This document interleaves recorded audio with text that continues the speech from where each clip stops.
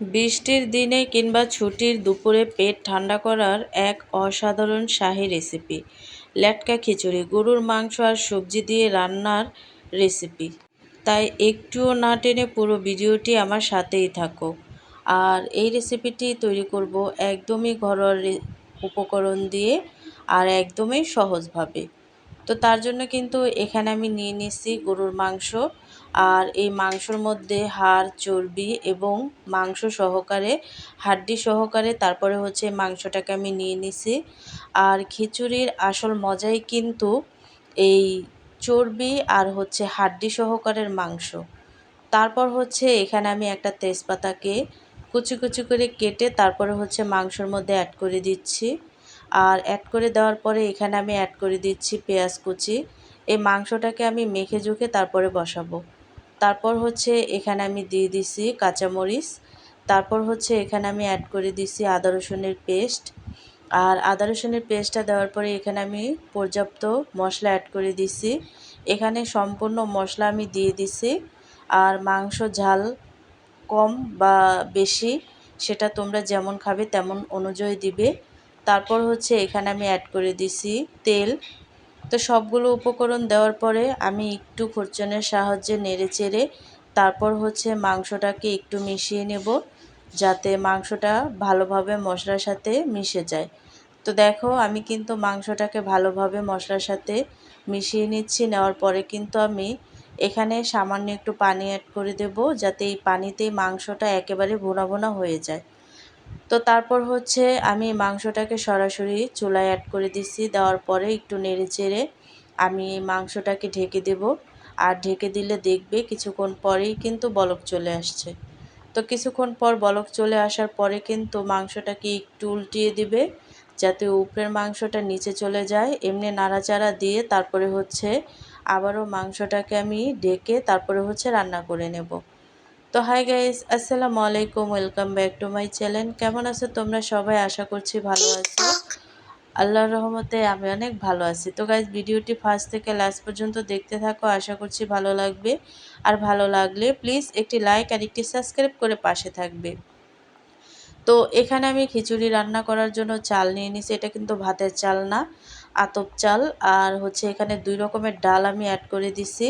দেওয়ার পরে কিন্তু আমি চাল আর ডালটাকে পর্যাপ্ত পানি দিয়ে তারপরে হচ্ছে ভিজিয়ে রাখছি। আর এখানে কিন্তু মাংসটা একেবারেই কষানোর পরে এখানে আমি অ্যাড করে দিছি সবজি। তো এখানে আমি অল্প কিছু সবজি অ্যাড করে দিছি। দেওয়ার পরে একটু নেড়ে চেড়ে তারপরে হচ্ছে ঢেকে দিছি। গরুর মাংস আর সবজি প্রসেস করার পর যখন খিচুড়ির পানি দেবে, তখন অবশ্যই পর্যাপ্ত ফুটন্ত গরম পানি ব্যবহার করবে। লেটকা খিচুড়ির পানির পরিমাপ সাধারণত পোলাও বা ঝরঝরে খিচুড়ির চেয়ে প্রায় দ্বিগুণ হবে। নামানোর ঠিক 5 মিনিট আগে উপর থেকে খাঁটি গাওয়া ঘি, ভাজা জিরার গুঁড়া আর কয়েকটা কাঁচামরিচ ছড়িয়ে দমে রাখলে স্বাদ ও সুবাস একদম বাবুচিদের মতো চকমকে হয়ে উঠবে। তো মাংসটা রান্না করার পরে এখানে আমি খিচুড়িটা বসাইছি। আর এখানে সামান্য একটু হলুদ এবং কাঁচামরিচ দিয়ে তারপর হচ্ছে খিচুড়িটা আমি রান্না করার জন্য বসাইছি। আর এই খিচুড়ির চালটা একদমই কম আঁচে ফুটিয়ে নিতে হবে। তো অল্প অল্প আঁচে আমি খিচুড়ির চালটাকে ফুটিয়ে নিছি, দেখতেই পাচ্ছ। তো ফুটিয়ে নেওয়ার পরে কিন্তু আমি স্বাদ মতো লবণটাও অ্যাড করে দিছি। তারপর হচ্ছে এখানে আমি যে মাংস সবজিগুলো আমি আগে থেকে রান্না করে রাখছিলাম সেটা কিন্তু এখানে আমি অ্যাড করে দেব।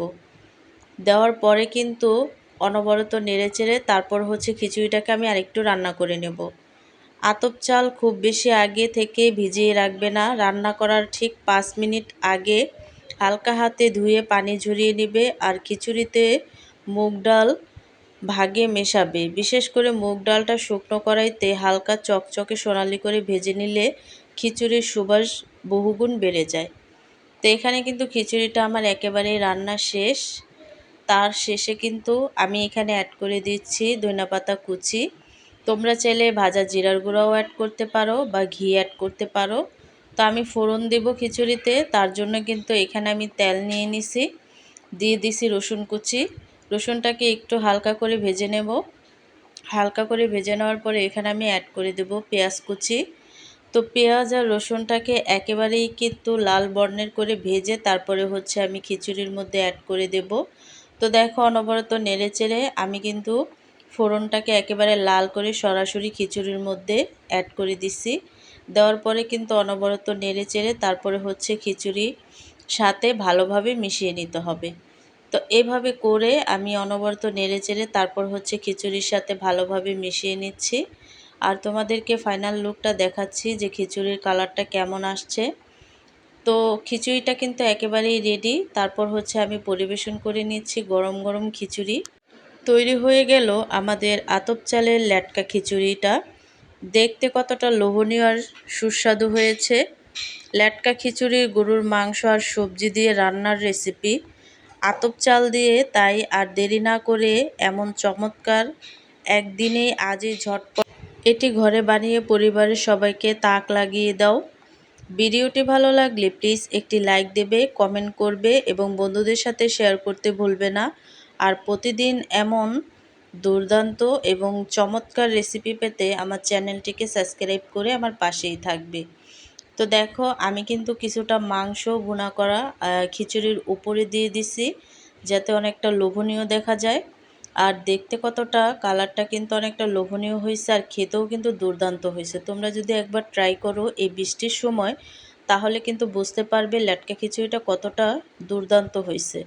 তো আজকের রেসিপিটা কেমন লাগছে অবশ্যই কিন্তু কমেন্টে জানাবে। তো অন্য কোনো রেসিপি নিয়ে তোমাদের মাঝে আবার চলে আসবো। আজকে এই পর্যন্তই। সবাই সুস্থ থাকবে, ভালো থাকবে। আল্লাহ হাফেজ।